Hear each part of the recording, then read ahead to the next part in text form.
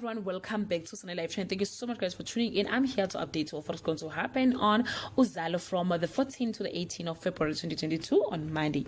Sibonile received praises from his parents for his distillery in Jeza. Want to know who is behind his attacks? Mbata and Babegazi's daring plan to steal from Nkunzi's stats on Tuesday. Kapsile returns home to a shocking situation that involved two naked thieves.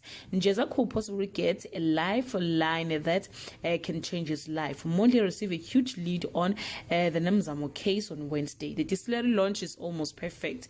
Namzamo's body is uncovered while Babegazi and Mbata struggle to sell the Rolex on Thursday. Pastor Kwala and Sibonile's feud reaches boiling point. Nonka is caught between a rock and a hard place. Kapsile wants answers from Mr. Mbata and Babegazi on Friday. Nonka's simple moral decision becomes a lot more complicated. Mbata regrets ever colluding with Babegazi. Nkunzi discovers that someone has been dabbling with Muti in his house. Guys, this is all I have for today. You can leave your comment below and share your opinion.